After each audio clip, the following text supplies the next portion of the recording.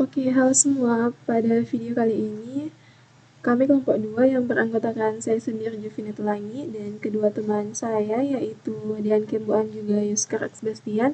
Dan di sini kami akan menjelaskan tentang program yang telah kami buat, yaitu program untuk menghitung entropi dan gain informasi dalam konteks studi kasus permainan biliar. Nah, sedikit penjelasan, program ini akan membantu kita menganalisis data dan memilih faktor-faktor terbaik yang mempengaruhi hasil permainan dengan menghitung entropi dan gain. Kita bisa memahami atribut mana yang paling berdampak dalam membedakan kategori hasil. Oke, langsung masuk saja.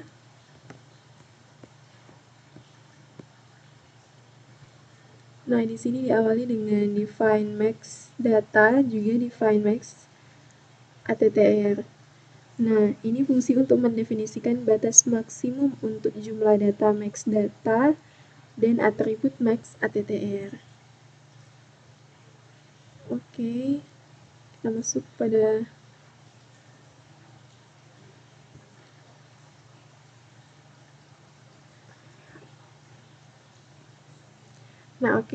ini adalah untuk mendefinisikan struktur dataset yang berisi data, array 2D untuk menyimpan nilai atribut dari setiap data, juga label, array untuk menyimpan label kelas dari setiap data, dan ada row and quotes. Nah, di sini. Nah, ini masing-masing menyimpan jumlah baris data dan kolom data. Oke.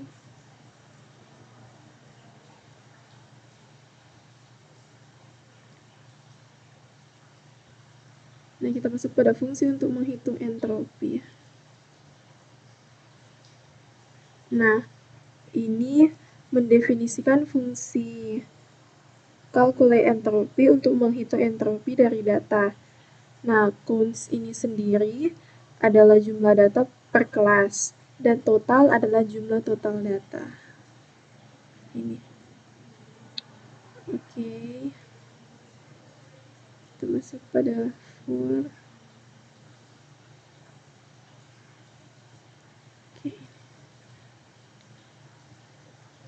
Nah, ini mengulangi proses untuk menghitung probabilitas setiap kelas atau dengan membagi counts I dengan total dan menambahkan nilai entropi berdasarkan rumus entropi. Oke, kita masuk pada return entropi. Nah, ini adalah fungsi untuk mengembalikan nilai entropi yang telah dihitung. Masuk pada fungsi untuk menghitung gain.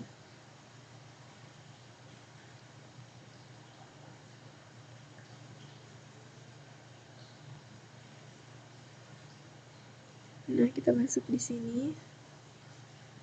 Nah, ini adalah untuk mendefinisikan fungsi calculate gain untuk menghitung gain informasi dari atribut tertentu.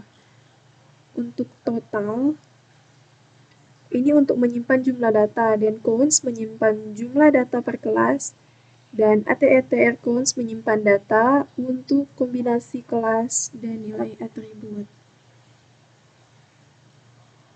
Oke, kita masuk pada hitung data dengan kelas dan atribut tertentu. Nah, ini untuk mengisi counts dan ATTR counts dengan menghitung jumlah data berdasarkan kelas, label, dan nilai atribut atau dataset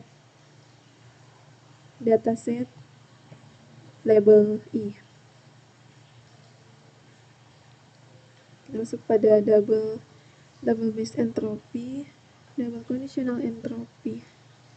Nah, ini untuk menghitung entropi awal atau base entropi dari keseluruhan data dan menginisialisasi kondisional entropi untuk entropi setelah data dibagi berdasarkan atribut. Oke.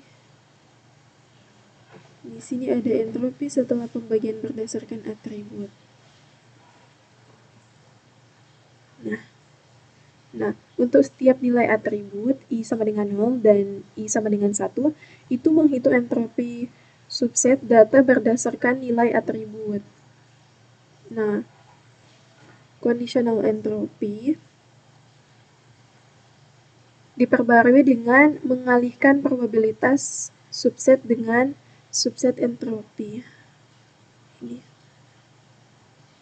Oke. Nah, ini mengembalikan nilai gain informasi sebagai hasil pengurangan base entropi dengan conditional entropy. Nah, di sini base entropi kurang conditional entropy. Oke, akan dilanjutkan oleh teman kelompok saya. Baiklah, kita akan lanjut fungsi untuk menemukan atribut terbaik berdasarkan gain. In find best attribute. Fungsi ini merupakan fungsi ini mencari atribut terbaik yang digunakan sebagai node pembagi dalam pohon. Variabel max gain ini dan base attribute digunakan untuk menyimpan nilai gain maksimum dan indeks atribut terbaik.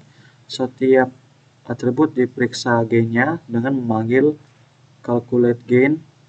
Jika gain suatu atribut lebih besar dari max gain, atribut itu disimpan sebagai base atribut. Fungsi ini mengembalikan indeks atribut dengan gain tertinggi. Kita lanjut. Fungsi rekursif untuk membangun pohon keputusan void build decision tree.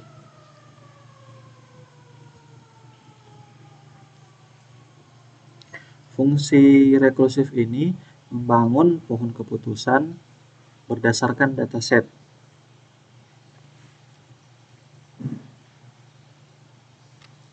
In count 2 sama dengan 0. Di bagian ini kita mengecek kondisi not down. Di bagian ini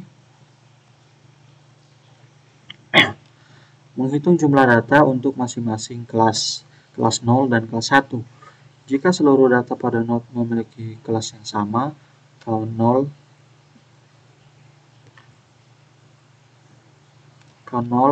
sama dengan dataset row atau count 1, maka node tersebut adalah node down. Pada node down, kelas dicetak berdasarkan jumlah kelas.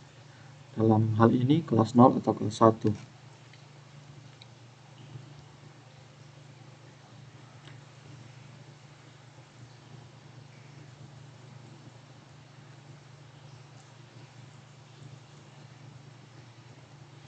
Lalu di bagian ini in base attribute sama dengan find base attribute dataset.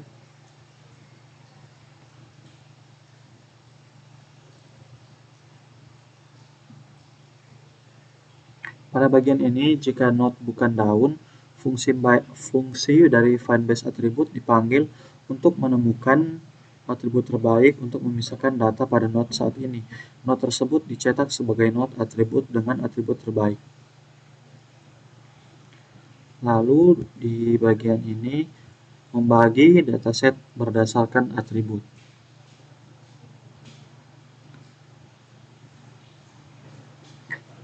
Di bagian ini kita membuat dua subset data masing-masing untuk nilai 0 dan 1 dari atribut terbaik. Baris subset diperbarui dan nilai setiap atribut serta label kelas ditambahkan ke subset yang sesuai.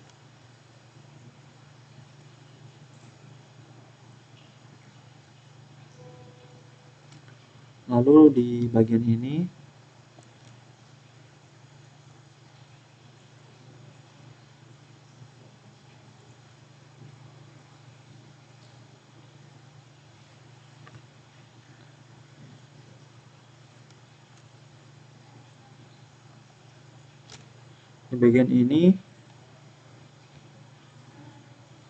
untuk setiap nilai atribut 0 dan 1, jika subset tidak kosong, maka cabang tersebut dicetak. Build decision tree dipanggil kembali pada setiap subset dengan menambah kedalaman depth tambah 1 untuk melanjutkan proses pembagian hingga terbentuk pohon yang lengkap. Baik, selanjutnya kita masuk pada bagian ini, yang dimana ini adalah bagian kode yang menunjukkan dua bagian utama. Yang pertama itu fungsi input dataset, yang dimana fungsi ini digunakan untuk memasukkan data secara manual ke dalam program. Dan yang kedua ada fungsi main, yang dimana fungsi ini adalah tempat dimana program utama dijalankan, termasuk memanggil fungsi input dataset dan untuk memasukkan data ini dan kemudian membangun pohon keputusan menggunakan algoritma C4.5. Nah, kita masuk pada bagian yang pertama. Nah, ini adalah fungsi input dataset, yang dimana fungsi ini bertugas untuk menerima input dari pengguna terkait dataset yang digunakan untuk membangun pohon keputusan. Nah, di sini ada print billiard decision tree, yang dimana menampilkan judul untuk memberi konteks bahwa dataset ini digunakan untuk pohon keputusan dalam kasus biliar. Kemudian ada scan %d dataset, yang dimana ini meminta pengguna untuk memasukkan jumlah data yang akan dimasukkan ke dalam dataset. Misalnya ada 5 data. Kemudian nilai ini disimpan dalam dataset. Nah, selanjutnya juga di sini ada scan %d dataset calls, yang dimana meminta pengguna untuk memasukkan jumlah atribut yang ada di dataset, misalnya 3 atribut. Kemudian nilai ini disimpan dalam dataset calls. Nah, selanjutnya di sini ada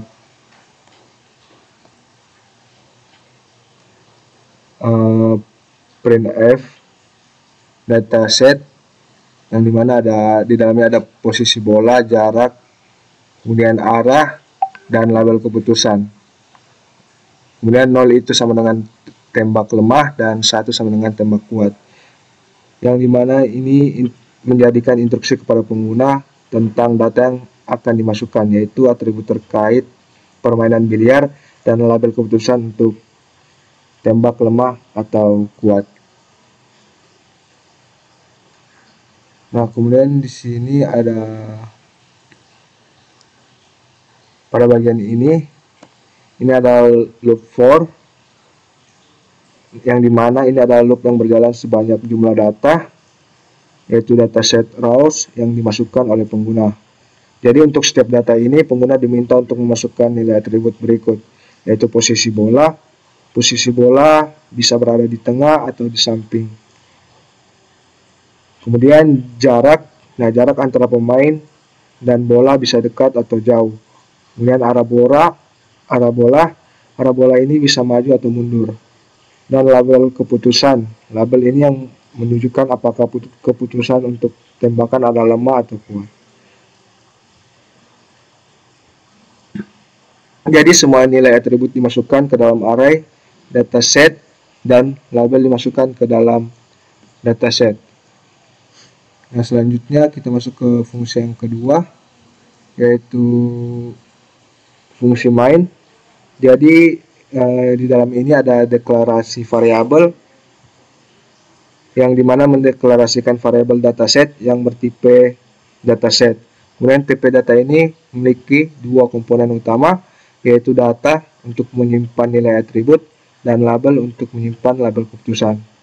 Kemudian program ini juga memanggil input dataset, yang dimana fungsi ini dipanggil untuk meminta input dataset dari pengguna. Kemudian fungsi ini akan mengisi dataset dan dataset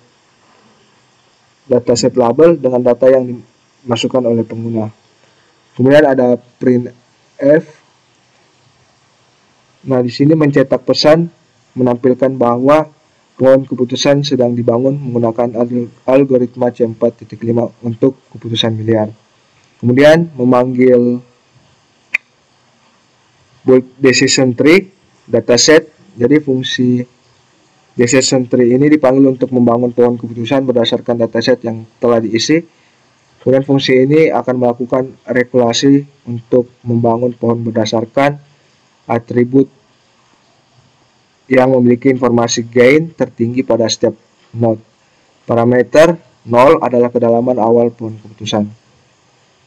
Nah, jadi di dalam program ini input data, yang pertama ada input data, pengguna memasukkan jumlah data dan atribut yang diinginkan, misalnya 5 data dan 3 atribut, serta nilai atribut, posisi bola, jarak, atau arah bola, dan label keputusan. Kemudian pembangun pohon keputusan, jadi setelah data dimasukkan, pohon keputusan dibangun menggunakan algoritma C4.5 dengan memilih atribut terbaik pada setiap langkah untuk membagi dataset berdasarkan information gain. Kemudian ada output, jadi program ini akan mencetak pohon keputusan berdasarkan input yang dimasukkan dengan setiap node dan cabang menunjukkan pembagian berdasarkan atribut label yang diprediksi. Kemudian kita coba untuk run program ini. Nah, di sini kita diminta untuk memasukkan jumlah data. Kita masukkan angka 5. Kemudian juga diminta untuk memasukkan jumlah atribut. Kita masukkan saja sebagai contoh 3. Nah, data 1 ini kita diminta untuk memasukkan posisi bola. Nah, apakah di tengah atau di samping dengan angka yang telah ditentukan. Untuk tengah itu 0, dengan 1 itu berada di posisi samping. Kita coba di bagian tengah, itu kita masukkan nilai 0 dengan jarak, sebagai contoh kita masukkan jarak jauh, kita masukkan angka 1. Kemudian arah bola, sebagai contoh kita masukkan angka 0. Dengan label, apakah ini tembakan lemah atau tembakan kuat, kita masukkan sebagai contoh tembakan kuat, yaitu angka 1. Nah, setelah itu kita diminta untuk masukkan data kedua.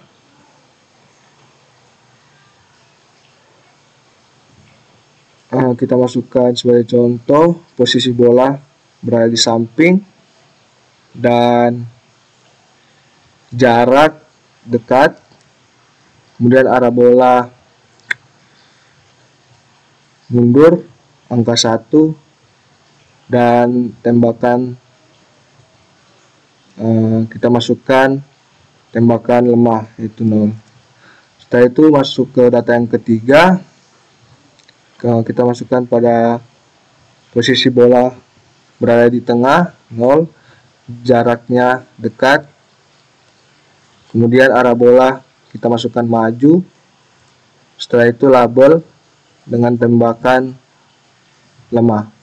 Setelah itu kita berada di data yang keempat, kita masukkan posisi bola di samping, kemudian jarak jauh, arah bola mundur, dan tembakan, yaitu tembakan kuat. Nah, setelah itu kita masuk pada data yang kelima, posisi bola berada di tengah, kemudian jarak dekat, arah bola mundur, dan label dengan tembakan kuat, yaitu angka 1. Nah, maka akan muncul data algoritma decision tree C4.5 seperti berikut. Baik, sekian yang kelompok kami dapat jelaskan mengenai materi algoritma C4.5 dengan judul kasus biliar. Sekian dari kelompok kami. Terima kasih.